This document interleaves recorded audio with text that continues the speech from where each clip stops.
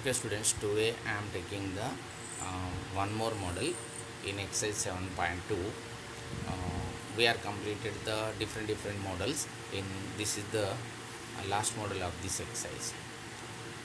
In this exercise, second question, trisection. I given the formula for the trisection as well as and one example also given to you. Same model of that one here. A line segment, given line segment divided into four parts. So how can you find the intersection points of the 3 points? 2 points are given, P1, P2, P3. Then you are taking 3 points is divided into four. Always in trisection are in 4 points. You need to remember one important point, that is divisions must be equal. They didn't mention in the question how much ratio. You need to understand 1 1 1 1 only. In trisection also m1 equal to 1, m2 equal to 1, also remaining part also 1. So there is 3 parts are there. First, there is no midpoint. Compulsory we are using the section formula. So here you see it is very easy question. Here 4 parts are there. A and B are the given points, clear, and P1, P2, P3 are the dividing points. So here important thing is 4 parts are there. Here P2 is the midpoint. So simple, without using the section formula, by using only midpoint formula, we can find the points of P1, P2, P3. I will explain to clear this. Then afterwards, I will explain one sum on the base of this. Clear to you? Use step 1 what to do. All points are equal measurements one another. That is P2 is the midpoint of AB. So you remember the midpoint formula I derived in the first at the time of section formula, special case m1 equal to 1, m2 equal to 1. That is here P2 is the mid formula of A and B. So the formula we can use here, P2 equal to x1 plus x2 by 2 comma y1 plus y2 by 2. This is the midpoint formula of A and B, any 2 points. So next step, you are written the formula, we are following the substitutions also here. So step now P1 is the first step over. P2 point you are find out by the midpoint. Then how to find the P1? Now you see, after finding the P2, you have the point P2 now. Now P1 is the midpoint of A and P2. Clear to you? So again you are finding the P1 point equal to midpoint of A and P2. A point is there, P2 already you find out. You are taking the midpoint formula, you will be get P1.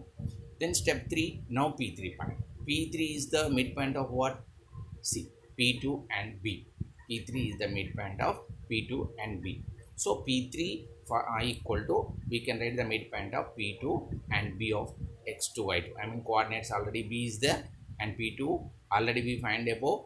With this one we can find the P3. Clear to you?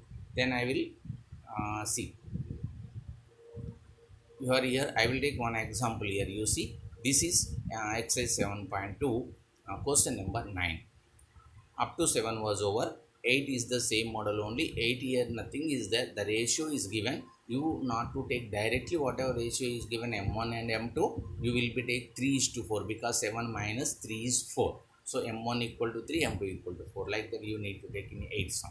9 is same based on the 4 parts. You see, find the coordinates of the points which divide the line segment joining A, B into 4 equal parts.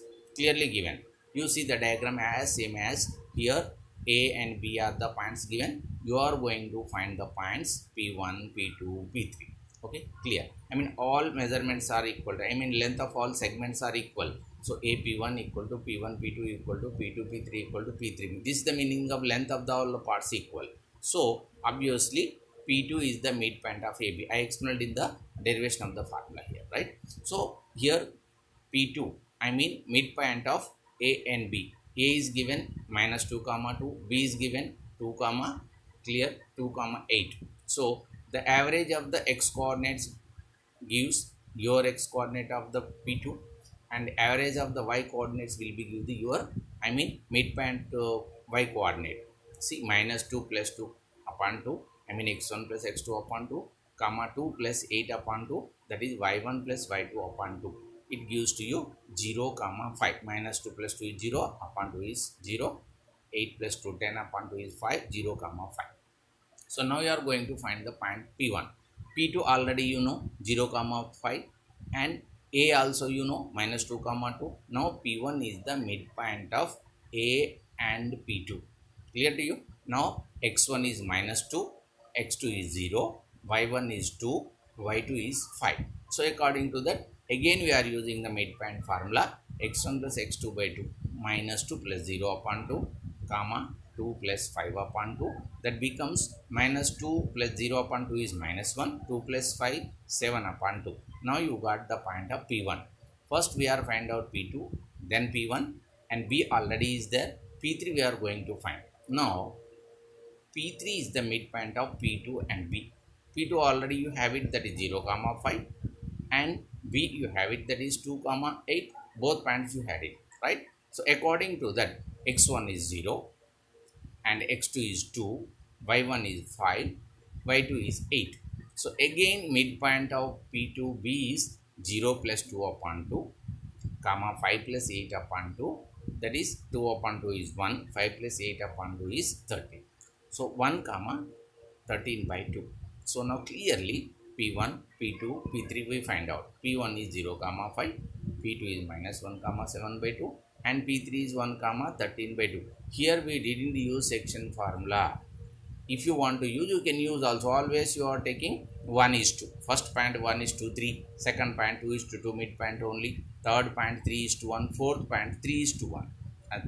The 1, 2, 3.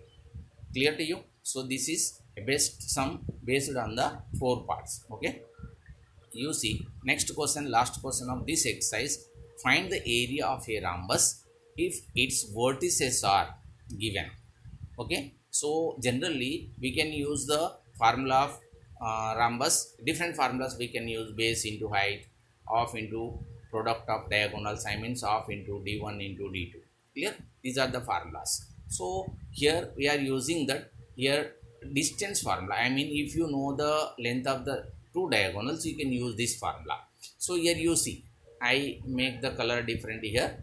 Blue color will be one diagonal, that is dB, and red color will be the AC of another diagonal. Clear to you? These are the two diagonals. If you know the length of these two diagonals, you can substitute in the formula, you will be get. See, first I want to find the diagonal AC. So how to find the length? By distance formula. Starting 7.1, first sum we did, I derived the formula of distance formula, right? That we are going to again here. So this, what is distance formula? Square root of x1 minus x2 whole square plus y1 minus y2 whole square. Here x1 is 3 and x2 is 1, y1 is 0, y2 is 4. By substitution, AC equal to square root of minus 1 minus 3 whole square plus 4 comma minus 0 whole square.